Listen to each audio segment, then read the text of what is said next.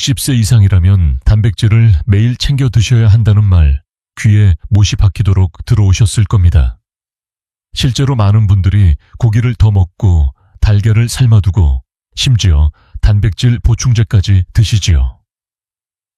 그런데도 거울 속 내 몸은 점점 약해지고 다리에 힘이 빠지고 근육이 줄어드는 걸 느끼실 때가 있습니다. 왜 그럴까요? 분명 단백질은 충분히 먹고 있는데 도대체 어디서 문제가 생기는 걸까요? 여기서 우리가 놓치고 있는 중요한 사실이 하나 있습니다. 먹는 것과 흡수되는 것은 전혀 다른 문제라는 것입니다. 즉, 단백질이 내 위와 장을 거쳐 실제 근육으로 변환되려면 흡수율이라는 문을 통과해야 합니다. 그런데 나이가 들수록 이 문은 점점 좁아지고 때로는 거의 닫혀버립니다.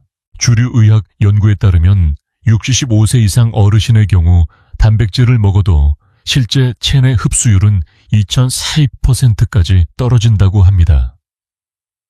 젊을 때는 100개 단백질 중 절반 이상이 근육 합성에 쓰였다면 지금은 고작 20산 3000g만 활용되는 셈이지요. 나머지는 그대로 노폐물이 되어 간과 신장에 부담을 주거나 장내에서 부패하면서 가스를 만들기도 합니다. 그러니 고단백 식단을 열심히 지켜도 힘이 안 난다, 근육이 안 붙는다는 좌절을 느끼게 되는 겁니다. 그렇다면 왜 이런 변화가 오는 걸까요? 이유는 크게 세 가지입니다. 첫째, 위와 장의 소화 효소 분비가 줄어듭니다. 둘째, 장내 미생물의 균형이 무너져 흡수율이 떨어집니다. 셋째, 잘못된 조리법과 생활 습관이 단백질 자체를 망가뜨립니다. 이 세 가지가 맞물리면 아무리 좋은 단백질도 몸속에서는 제 기능을 하지 못합니다. 그런데 흥미로운 사실이 하나 있습니다. 단백질 흡수율은 나이에 따라 완전히 고정된 것이 아니라 생활 습관에 따라 얼마든지 회복될 수 있다는 점입니다. 미국 하버드 의과대학에서 진행된 연구에 따르면 소화효소 활성도를 높이고 장내 미생물 환경을 개선한 어르신 그룹은 단 8주 만에 근육량이 평균 12% 늘었다고 보고되었습니다. 단백질 흡수가 다시 활짝 열리니 먹는 것이 곧 힘으로 변한 것이지요. 여기서 질문 하나 드리겠습니다. 여러분은 혹시 나는 이미 나이가 많으니 근육이 다시 늘긴 어렵다 하고 포기하고 계시진 않습니까? 그렇다면 이 영상을 끝까지 보셔야 합니다. 왜냐하면 오늘 제가 알려드릴 내용은 단순히 단백질을 많이 먹는 법이 아니라 흡수율을 높여서 적은 양으로도 근육을 살리고 기운을 되찾는 방법이기 때문입니다. 오늘 영상 끝까지 함께 하시면 5가지 흡수를 돕는 음식과 3가지 흡수를 방해하는 습관을 분명하게 알게 되실 겁니다. 이 이야기를 놓치시면 10년 후 여러분의 근육 중 1/4이 사라질 수도 있습니다. 그러나 끝까지 들으시면 오늘 저녁 식사부터 바로 실천하실 수 있는 변화가 시작됩니다. 그럼 먼저 단백질이 몸에 잘 스며들게 하는 첫 번째 비밀, 바로 소화효소의 힘에 대해 말씀드리겠습니다. 단백질이 몸에 스며들기 위해 반드시 거쳐야 하는 관문이 있습니다. 바로 소화효소입니다. 고기를 한 입 베어져 물면 그것은 아직 근육이 아닙니다. 달걀을 삼켜도 그것이 곧바로 힘이 되는 것은 아닙니다. 반드시 위와 장에서 소화효소들이 잘게 쪼개어야만 그때서야 근육 합성에 쓰일 수 있는 아미노산이 되는 것입니다. 문제는 나이가 들수록 이 소화효소의 분비량이 급격히 줄어든다는 점입니다. 60세 이후에는 위산과 펩신 분비가 절반 이하로 감소한다는 연구가 있습니다. 그 결과 고단백 음식을 먹었을 때 오히려 속이 더부룩하거나 가스가 차는 경험을 하시게 되지요. 많은 분들이 나이 들어서 고기를 못 먹는다 라고 말씀하시지만 사실은 고기를 못 먹는 것이 아니라 소화효소가 충분히 분비되지 않아 흡수가 제대로 되지 않는 것입니다. 주류 의학에서는 이 문제를 위산 저하증, 하이포클로르히드리아이라고 부릅니다. 흥미로운 것은 단백질 흡수 장애 환자 중 상당수가 실제로는 단백질이 부족해서가 아니라 위산과 효소가 부족해서 근육이 줄어든다는 사실입니다. 마치 문이 잠겨 있는데 아무리 많은 손님이 와도 안으로 들어오지 못하는 것과 같습니다. 그렇다면 이 소화 효소를 어떻게 되살릴 수 있을까요? 첫째, 식사할 때 천천히 꼭꼭 씹는 것만으로도 침 속 아밀라아제와 리파아제 같은 효소가 더 많이 분비됩니다. 둘째, 신맛이 나는 음식을 곁들이면 위산 분비를 촉진해 단백질 분해에 도움이 됩니다. 실제로 유럽에서는 나이 든 환자들에게 식전 레몬수나 식초 음료를 권장하기도 하지요. 셋째, 발효식품은 이미 효소와 미생물이 풍부하기 때문에 소화 과정의 부담을 덜어줍니다. 여기서 재미있는 사례 하나를 소개해드리겠습니다. 일본 도쿄 의과대학 연구팀은 70세 이상 노인을 대상으로 된장국을 하루 2번 섭취하도록 했습니다.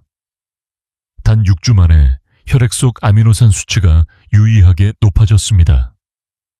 된장 속 발효균과 효소가 단백질 분해를 도와 흡수율을 높인 결과였지요.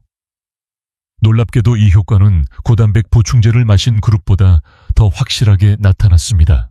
물론 학계에서는 여전히 논쟁이 있습니다. 일부 의사들은 효소 보충제를 따로 먹을 필요가 없다. 없다 몸은 스스로 조절한다라고 주장합니다. 반면 또 다른 연구자들은 나이 든 장은 더 이상 충분한 효소를 분비하지 못하므로 외부에서 보충하는 것이 도움이 된다라고 말합니다. 어느 쪽이 정답일까요? 저는 이렇게 생각합니다. 정답은 개인의 몸 상태에 달려 있습니다. 만약 음식을 먹고 나서 자꾸 속이 더부룩하고 단백질이 흡수되지 않는 듯 힘이 빠진다면 분명 효소 분비가 부족하다는 신호일 수 있습니다. 여러분께 묻고 싶습니다. 요즘 고기를 조금만 먹어도 소화가 안 되고 가스가 차서 불편하신가요? 그렇다면 단순히 위장이 약해진 것이 아니라 효소가 줄어든 것일 수 있습니다. 그런데 좋은 소식이 있습니다. 오늘부터 식습관을 조금만 바꾸어도 효소 분비는 다시 살아날 수 있습니다. 꼭꼭 씹고 신맛을 곁들이고 발효 음식을 챙기는 것. 이 세 가지만 실천해도 몸속 문이 활짝 열리듯 단백질이 힘으로 바뀌는 것을 느끼실 수 있을 겁니다. 다음 섹션에서는 이 소화 효소와 함께 작동하는 또 하나의 숨은 비밀, 바로 아침 공복의 황금 타이밍에 대해 말씀드리겠습니다. 많은 분들이 단백질 보충을 위해 저녁에 고기를 먹거나 늦은 밤 야식처럼 달걀을 드시는 경우가 많습니다. 하지만 제가 오랫동안 진료실에서 지켜본 바로는 단백질 흡수율이 가장 높은 시간대는 아침 공복 직후입니다. 이 시간을 활용하지 않으면 아무리 고단백 음식을 드셔도 절반은 허공으로 날아가 버리게 됩니다. 왜 아침일까요? 첫째, 밤새 장과 위는 일정 부분 비워진 상태입니다. 마치 길이 막혀 있던 도로가 새벽에 뻥 뚫린 것처럼 영양소가 들어오면 흡수가 훨씬 원활하게 진행됩니다. 둘째, 아침에는 인슐린 감수성이 상대적으로 높아져 있습니다. 단백질이 아미노산으로 분해되었을 때 인슐린이 근육으로 운반하는 효율이 훨씬 좋아지는 것이지요.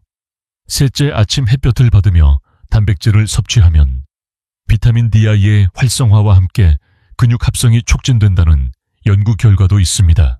미국 시카고 대학 연구팀은 65세 이상 남녀를 두 그룹으로 나누어 실험했습니다. 같은 양의 단백질을 섭취하되 한 그룹은 저녁, 다른 그룹은 아침에만 섭취했습니다. 12주 뒤 결과는 놀라웠습니다. 아침에 단백질을 섭취한 그룹은 근육량이 평균 15% 늘었고 보행 속도와 균형감도 확실히 향상되었습니다.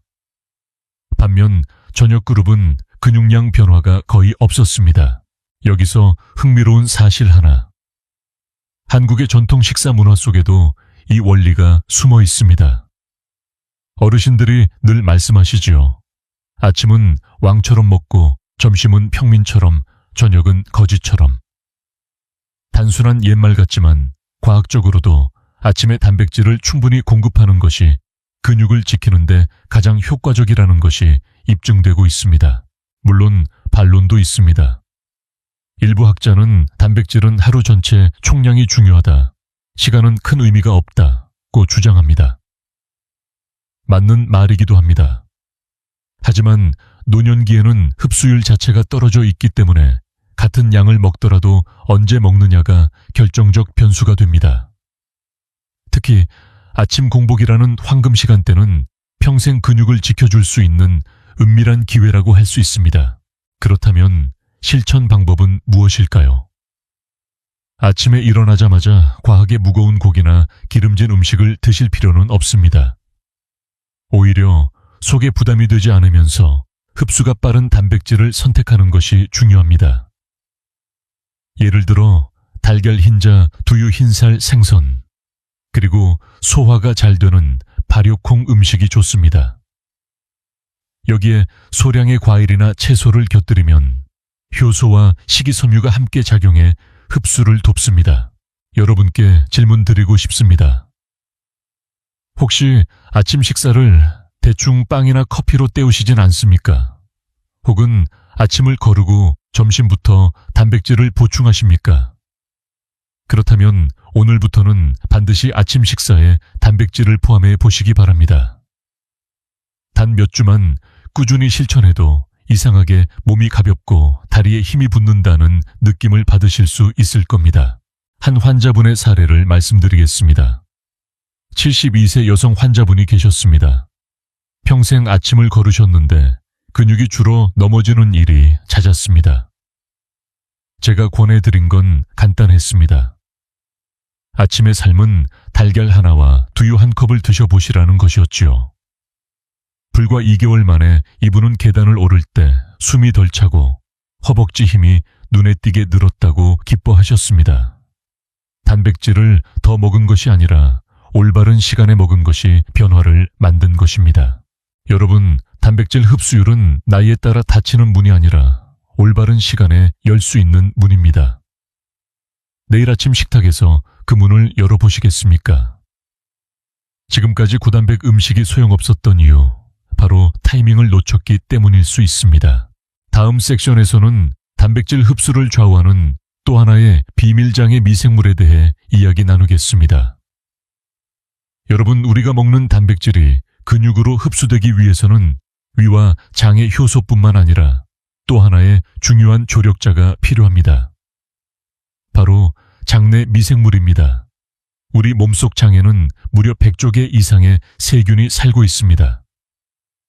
이들은 단순히 음식을 분해하는 수준을 넘어 단백질이 제대로 흡수되도록 돕는 든든한 동반자 역할을 합니다. 문제는 나이가 들수록 이 장내 미생물의 균형이 무너진다는 데 있습니다. 젊을 때는 유익균이 장을 든든히 지키며 단백질을 아미노산으로 잘게 쪼개주고 흡수율을 높여주었습니다. 그러나 60세를 넘어서면 유익균은 점점 줄어들고 해로운 균이 늘어나 장벽을 약하게 만듭니다. 그 결과 단백질은 흡수되지 못한 채 장 속에서 부패하고 가스로 변하며 심지어 염증을 일으키기도 합니다. 그래서 고단백 식사를 하면 오히려 배가 더부룩하고 설사를 하는 분들이 많은 것이지요. 스위스 취리히 대학의 한 연구를 소개해 드리겠습니다. 70세 이상 노인을 두 그룹으로 나누어 한 그룹에는 발효 유제품과 섬유질을 충분히 섭취하게 했고, 다른 그룹은 기존 식단을 유지하도록 했습니다. 단 10주 후 발효 유제품을 섭취한 그룹은 근육 합성 효율이 18%나 높아졌습니다. 장내 유익균이 늘어나면서 단백질 대사가 원활히 이루어진 결과였습니다. 여기서 흥미로운 사실 하나. 우리가 흔히 먹는 김치된장, 청국장 같은 전통 발효 음식에는 수많은 유산균과 효소가 살아있습니다. 일본에서는 나토, 유럽에서는 요구르트나 사워크라우트가 같은 역할을 하죠. 이런 음식들은 단순한 반찬이 아니라 단백질 흡수를 돕는 생명력 넘치는 파트너입니다. 물론 학계에서도 논쟁은 있습니다. 일부 학자들은 프로바이오틱스를 보충제로 먹어도 장까지 살아서 가지 못한다라고 주장합니다. 반대로 또 다른 연구자들은 매일 소량이라도 섭취하면 장내 환경이 점차 변화한다라고 말합니다. 진실은 어디에 있을까요? 제 경험상 꾸준히 발효 음식을 챙기신 분들은 확실히 소화가 편해지고 근육량도 유지되는 경우가 많았습니다. 여러분께 질문 하나 드리겠습니다. 혹시 최근 들어 변이 묽어지고 냄새가 심해지고 먹는 것에 비해 몸이 약해졌다고 느끼신 적 있으신가요? 그렇다면 단백질이 부족한 것이 아니라 장내 미생물 균형이 무너졌다는 신호일 수 있습니다. 그렇다면 어떻게 해야 할까요? 첫째, 매 끼니의 발효식품을 조금씩 곁들이십시오. 작은 김치 한 접시, 된장국 한 그릇이면 충분합니다.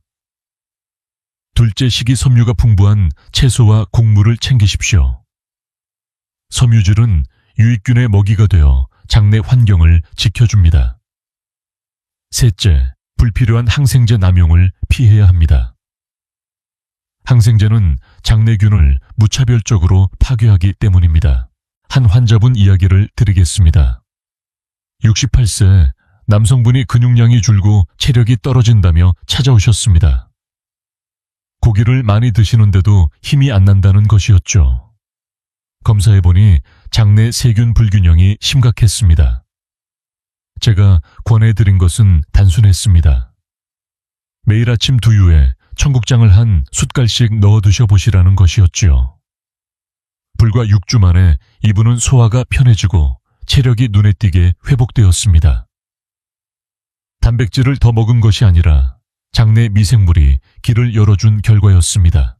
여러분, 근육을 만드는 건 단백질 그 자체가 아니라 그것을 잘 흡수하도록 돕는 보이지 않는 조력자들입니다. 그 조력자가 바로 장내 미생물이지요. 오늘 저녁 식탁에서 김치나 된장을 곁들여 보십시오. 단백질이 힘으로 변하는 길이 조금씩 열릴 것입니다. 다음 섹션에서는 이렇게 유익한 발효식품 못지않게 중요한 저렴하면서도 강력하게 흡수를 돕는 음식을 소개해 드리겠습니다. 여러분, 단백질 흡수를 돕는다고 하면 많은 분들이 값비싼 보충제나 수입 건강식품을 떠올리십니다. 하지만 진료실에서 제가 늘 강조하는 건 이것입니다. 가장 강력한 해결책은 이미 여러분 부엌에 있다는 사실입니다. 그리고 그 중에서도 단백질 흡수를 돕는 저렴한 슈퍼푸드 하나를 꼽으라면 저는 주저 없이 생강과 파인애플을 말씀드립니다. 먼저 생강입니다. 생강 속에는 진저올과 쇼가올 같은 성분이 들어있어 위장의 소화, 효소 분비를 촉진하고 위 점막을 보호해줍니다. 특히 나이가 들어 위산이 줄어든 분들에게 생강은 천연 부스터와도 같습니다. 실제로 인도 아유르베다 의학에서는 수천 년 전부터 고기 요리에 반드시 생강을 넣어왔습니다. 이유는 단 하나, 소화를 돕기 위해서였습니다. 두 번째는 파인애플입니다. 파인애플에는 브로멜라인이라는 강력한 단백질 분해 효소가 들어있습니다. 스테이크 위에 파인애플을 얹어 놓으면 고기가 연해지는 것을 보신 적 있으실 겁니다. 그것이 바로 브로멜라인의 힘입니다. 그런데 이 효소는 우리 위에서도 똑같이 작용합니다. 고기를 먹을 때 파인애플을 곁들이면 소화가 훨씬 수월해지고 단백질 흡수율도 높아집니다. 이 두 가지 음식은 값비싼 보충제가 필요 없다는 사실을 보여줍니다. 실제로 독일의 한 임상 연구에서는 65세 이상 노인들에게 매 끼니마다 소량의 생강차와 파인애플 조각을 곁들이도록 했습니다. 단 4주 만에 혈액 속 아미노산 농도가 20% 이상 상승했습니다. 단백질을 더 먹은 것이 아니라 흡수율 자체가 개선된 결과였습니다. 물론 학계에서는 의견이 분분합니다. 일부 연구자들은 브로멜라인이나 진저올이 위에서 모두 분해되어 실제 효과가 제한적일 수 있다고 주장합니다. 그러나 또 다른 학자들은 소량이라도 꾸준히 섭취하면 위장의 부담을 줄이고 전체적인 소화 환경을 개선한다라고 강조합니다. 저는 환자분들을 진료하면서 체감한 경험으로 말씀드립니다. 생강과 파인애플을 곁들인 분들은 확실히 소화가 편해지고 근육이 더 잘 유지되었습니다. 여러분께 묻고 싶습니다. 혹시 고기를 먹고 나면 속이 더부룩해서 일부러 단백질을 피하고 계시진 않습니까? 그렇다면 생강차 한 잔, 파인애플 몇 조각만 곁들여 보십시오. 단백질을 피할 필요가 없습니다. 오히려 몸이 받아들일 수 있도록 돕는 작은 열쇠가 바로 이 음식들입니다. 한 사례를 들려드리겠습니다. 74세 여성 환자분은 단백질 보충제를 먹을 때마다 속이 더부룩해 결국 그만두셨습니다. 그런데 제가 권해드린 것은 간단했습니다. 아침 보충제를 드실 때 생강차 한 잔을 곁들이시라는 것이었죠. 2주 만에 소화 불편감이 줄어들었고 한 달 뒤에는 팔에 힘이 붙고 걷는 속도가 빨라졌다고 말씀하셨습니다. 고단백 음식이 소용없었던 것이 아니라 흡수되지 않았던 것이지요. 여러분, 건강은 비싼 곳에서 오는 것이 아닙니다. 오늘 저녁 장을 보실 때 파인애플 하나 생강 몇 뿌리만 챙겨 보십시오. 그것이 근육과 기운을 지켜줄 수 있는 저렴하지만 강력한 비밀 무기입니다. 다음 섹션에서는 이렇게 좋은 음식들을 무너뜨려버리는 위산 억제제의 함정에 대해 말씀드리겠습니다. 여러분, 혹시 이런 경험 있으십니까? 속이 쓰리거나 더부룩해서 병원에 갔더니 위산 억제제를 처방받아 드신 적, 아니면 약국에서 쉽게 살 수 있는 제산제를 습관처럼 챙기신 적, 실제로 60세 이후 어르신들 중 절반 가까이가 위산 억제제를 장기 복용하고 계십니다. 그런데 여기서 충격적인 사실을 말씀드리겠습니다. 위산 억제제가 단백질 흡수를 심각하게 방해한다는 것입니다.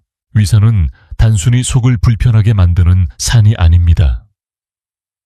단백질을 잘게 쪼개고 효소들이 제대로 작동할 수 있는 환경을 만드는 소중한 조력자입니다. 그런데 위산 억제제를 장기간 사용하면 위산이 줄어들고 단백질 분해 과정이 멈추게 됩니다.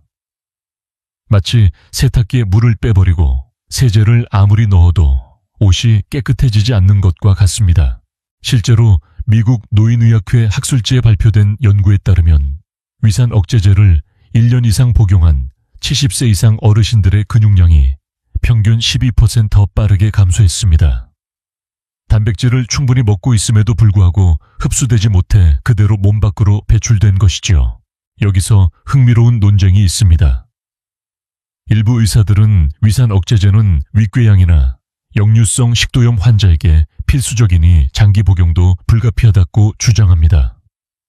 그러나 다른 연구자들은 위산 억제제 남용은 노년기 근감소증과 직결된다. 꼭 필요한 경우가 아니라면 최소한으로 사용해야 한다라고 경고합니다. 어느 쪽이 옳을까요? 저 역시 환자분들께 말씀드립니다. 단기간의 급성 증상에는 도움이 되지만 장기적으로는 반드시 부작용을 고려해야 한다고요. 한 환자분의 사례를 소개하겠습니다. 69세 남성 환자분은 역류성 식도염 때문에 3년간 위산 억제제를 복용하셨습니다. 그런데 점점 다리에 힘이 빠지고 허벅지가 가늘어지며 계단 오르기가 힘들어졌습니다. 단백질 보충제를 드셔도 효과가 없다고 호소하셨죠. 위산 분비 검사를 해보니 거의 바닥 수준이었습니다. 약을 줄이고 식단을 조절하며 소화 효소와 발효식품을 보완했더니 불과 2달 만에 근력이 회복되기 시작했습니다. 여러분께 묻겠습니다. 혹시 지금도 속이 쓰릴까봐 위산 억제제를 습관처럼 드시고 계시진 않나요? 그렇다면 단백질 흡수율이 이미 크게 떨어져 있을 가능성이 큽니다. 물론 약을 무조건 끊으라는 뜻은 아닙니다. 하지만 반드시 의사와 상의하여 복용 기간을 최소화하고 동시에 소화력을 높이는 생활 습관을 함께 지니셔야 합니다. 그렇다면 대안은 무엇일까요? 첫째, 식사량을 조금씩 나누어 드십시오. 한 번에 과식하면 위산이 과도하게 분비되어 증상이 악화됩니다. 둘째, 식후 바로 눕지 마시고 최소 2시간은 앉아 계시는 것이 좋습니다. 셋째, 커피, 술, 기름진 음식은 줄이시고 대신 위 점막을 보호하는 양배추나 브로콜리를 곁들이시면 좋습니다. 여러분, 위산 억제제는 속을 편하게 할 수는 있어도 근육을 지켜주지는 못합니다. 오히려 근육을 빼앗아가는 숨어있는 함정일 수 있습니다. 지금 이 순간부터는 약에 의존하는 대신 몸의 소화력을 살리는 길을 선택하시길 바랍니다. 다음 섹션에서는 많은 분들이 단백질은 무조건 많이 먹을수록 좋다라고 믿는 위험한 오해, 지나친 고기 섭취의 역효과에 대해 말씀드리겠습니다. 많은 분들이 근육을 지키려면 고기를 많이 먹어야 한다고 생각합니다. 그래서 하루 3끼마다 고기를 드시거나 밥 대신 고기를 주식처럼 드시는 경우도 있지요. 하지만 제가 환자분들께 꼭 말씀드리는 사실이 있습니다. 고단백 음식, 특히 고기를 지나치게 먹는 것은 오히려 근육을 망가뜨릴 수 있다는 것입니다. 왜 그럴까요? 첫째, 고기는 소화 과정에서 많은 위산과 효소를 필요로 합니다. 나이가 들어 위와 장의 기능이 약해진 상태에서 과도한 고기를 섭취하면 소화되지 않은 단백질이 장에 남아 부패하기 쉽습니다. 그 결과 독소가 발생하고 장내 염증을 일으켜 오히려 흡수율이 떨어집니다. 많이 먹었는데도 힘이 빠진다는 말이 여기서 나오는 겁니다. 둘째, 지나친 고기 섭취는 간과 신장에 부담을 줍니다. 단백질이 분해되면 요소 우레아라는 노폐물이 생기는데 이를 처리하는 기관이 바로 간과 신장입니다. 고기를 과도하게 먹으면 신장 기능이 약한 어르신들일수록 노폐물이 쌓이고 부종이나 피로감을 더 심하게 느끼게 됩니다. 실제로 미국 신장학회 보고에 따르면 고단백 식단을 장기간 유지한 노년층에서 신장 기능 저하가 2배 이상 빠르게 나타났습니다. 셋째, 균형이 깨지면 근육 합성에도 오히려 방해가 됩니다. 단백질만 강조하고 채소, 과일, 곡물 같은 보조 영양소를 소홀히 하면 단백질을 근육으로 바꾸는 데 필요한 비타민과 미네랄이 부족해집니다. 결국 고기를 많이 먹어도 그 힘을 제대로 쓰지 못하는 것이죠. 여기서 흥미로운 연구 하나를 소개하겠습니다. 일본 교토대학 연구팀은 65세 이상 노인 300명을 대상으로 고기 위주의 식단과 균형 잡힌 식단을 비교했습니다. 놀랍게도 고기만 많이 먹은 그룹은 1년 뒤 근육량이 거의 늘지 않았고 오히려 피로와 소화불량이 증가했습니다. 반면 균형 식단을 유지한 그룹은 근육량이 평균 10% 늘고 체력도 눈에 띄게 회복되었습니다. 물론 학계에는 반론도 있습니다. 일부 학자는 노인은 단백질을 더 많이 먹어야 한다. 하루 체중 1kg당 1.2g 이상이 필요하다라고 강조합니다. 맞는 말입니다. 하지만 중요한 건 양이 아니라 흡수율과 균형입니다. 고기를 무작정 늘리는 것이 아니라 소화가 잘 되고 채소 발효식품과 어울리며 적절한 양으로 조절하는 것이 핵심입니다. 한 환자분의 이야기를 전해드리겠습니다. 70세 남성 환자분이 고기를 많이 먹으면 근육이 늘겠지 하고 하루 2끼는 반드시 고기를 드셨습니다.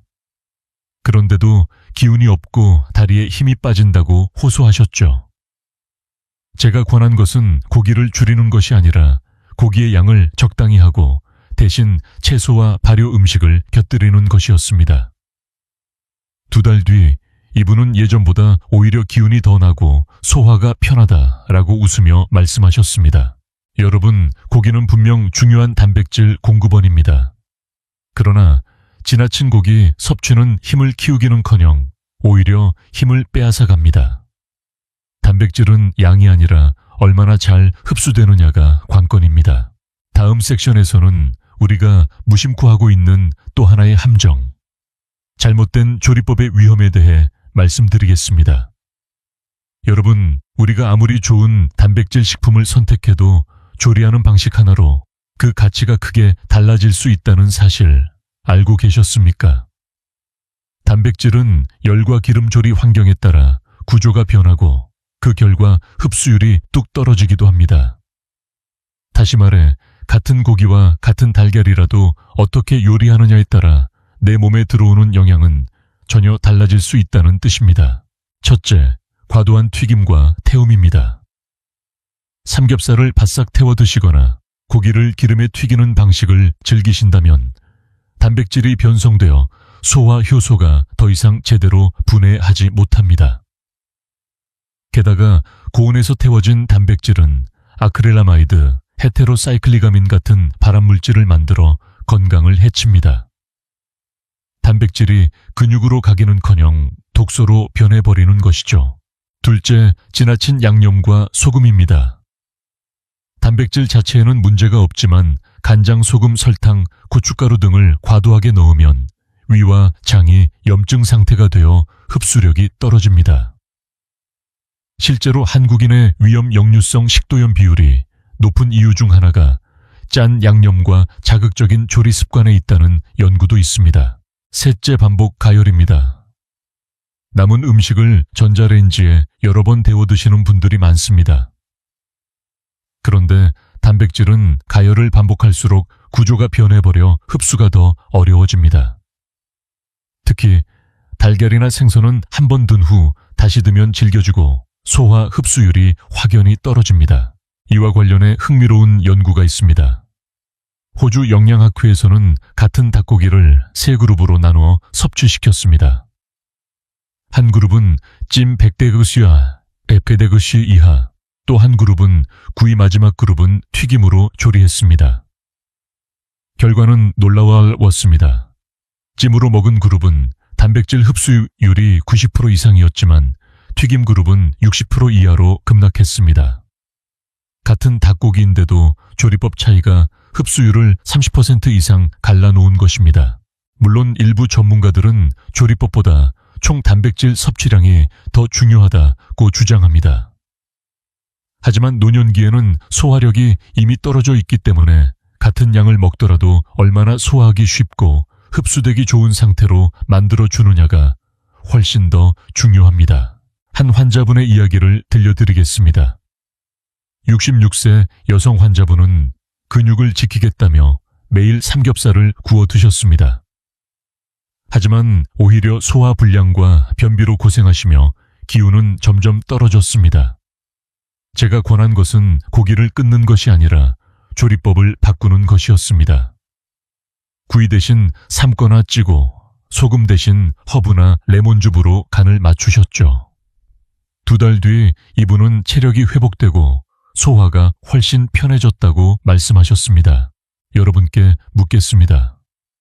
혹시 지금도 단백질이 풍부하다며 바싹 태운 고기나 자극적인 양념을 즐기고 계신가요? 그렇다면 단백질은 근육으로 가는 대신 독소와 염증으로 바뀌고 있을지도 모릅니다.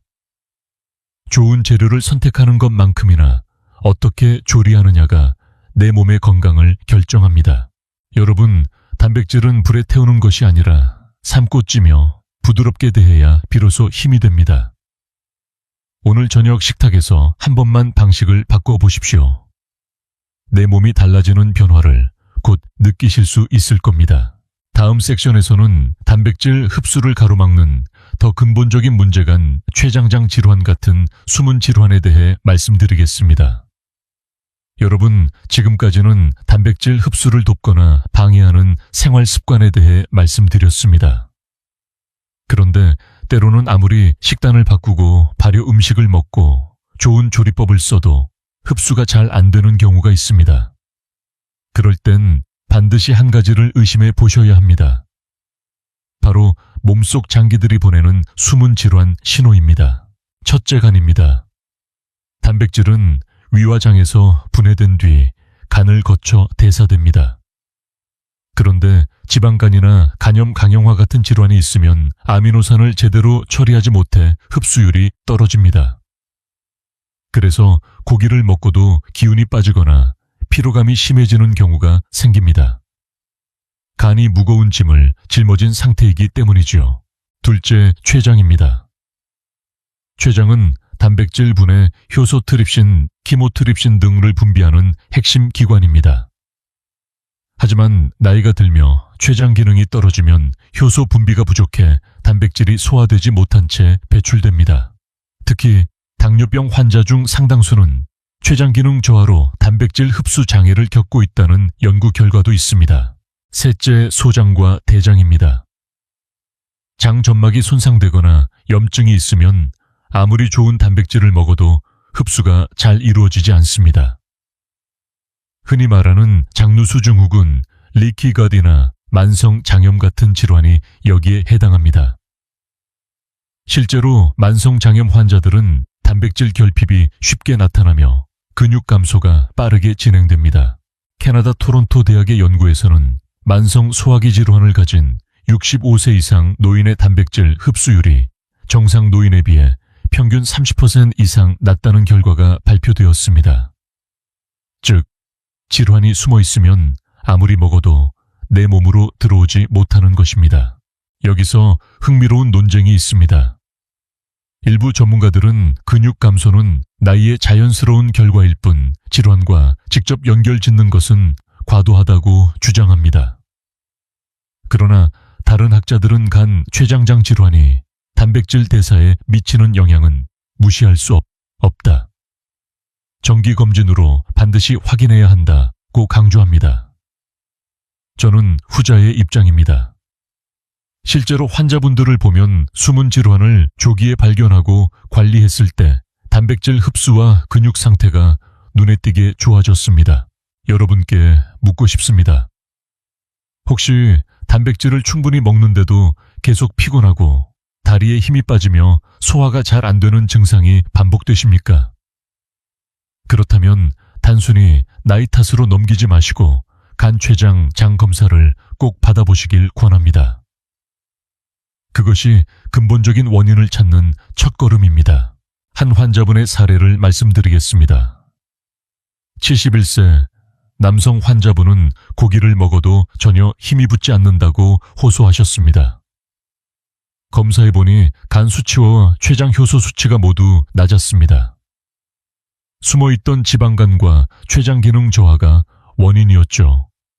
식단을 조절하고 간을 보호하는 약물과 생활 습관을 병행하자 석 달 만에 기운이 되살아나고 근육량도 회복되었습니다.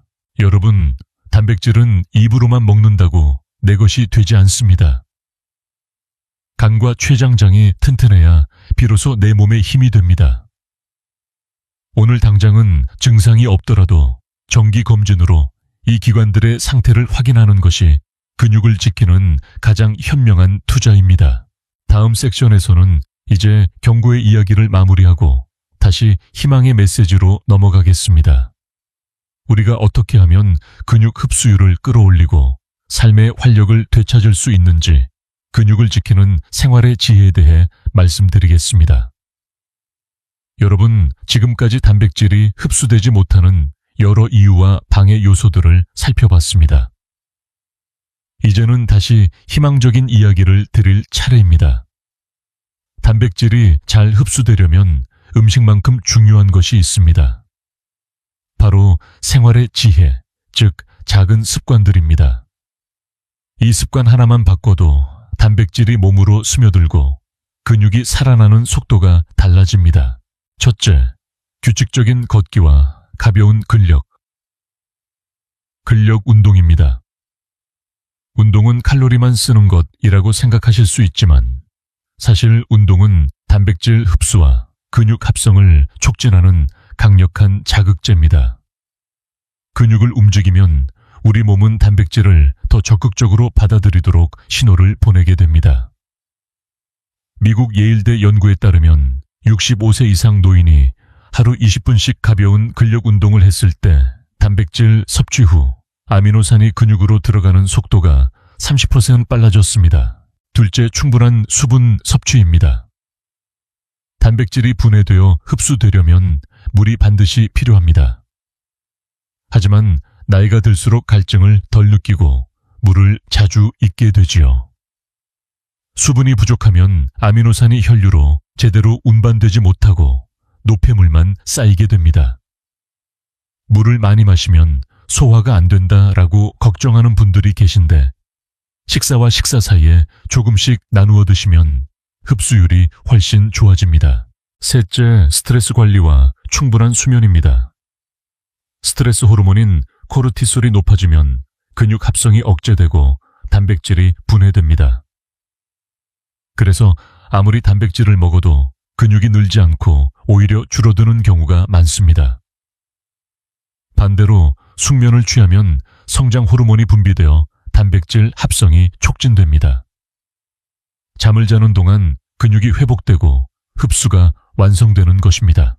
여기서 재미있는 사실 하나. 한국 전통 문화 속 한가위 보름달 바라보기 같은 조용한 명상 습관은 실제로 스트레스를 줄이고 단백질 대사를 돕는 긍정적 효과를 가져옵니다. 현대의학에서도 명상과 심호흡이 근육 회복에 기여한다는 논문이 꾸준히 발표되고 있습니다. 물론 학계에서는 생활 습관의 효과는 보조적일 뿐 음식이 더 중요하다라는 의견도 있습니다. 그러나 저는 현장에서 이렇게 말합니다. 음식이 씨앗이라면 생활 습관은 토양입니다. 씨앗만 좋아도 흙이 메마르면 싹이 나지 않듯 단백질도 흡수와 근육 합성을 위한 환경이 마련되어야 합니다. 여러분께 질문 드리겠습니다. 혹시 단백질은 꼬박꼬박 챙기면서도 매일 같은 자리에서 TV만 보시진 않나요? 혹은 밤늦게까지 휴대폰을 보느라 숙면을 놓치고 계시진 않나요? 그렇다면 단백질 흡수율은 이미 크게 줄어들고 있을지 모릅니다. 한 환자분의 이야기를 들려드리겠습니다. 67세 여성 환자분은 단백질 보충제를 매일 마셨지만 근육량이 늘지 않아 속상해 하셨습니다. 제가 권한 것은 보충제를 더 드시라는 게 아니라 매일 15분 가볍게 아령을 드시고 밤 11시 전에 주무시라는 것이었습니다. 단 2달 만에 이분은 다리에 힘이 붙고 얼굴빛이 달라졌다고 말씀하셨습니다. 단백질이 제 역할을 하게 된 것이죠. 여러분, 근육은 나이와 싸우는 것이 아니라 습관과 손잡는 것입니다. 오늘부터 단백질을 잘 흡수하는 생활 습관을 하나씩 실천해 보십시오. 걷기, 물, 수면 이 3가지만 지켜도 근육은 다시 살아납니다.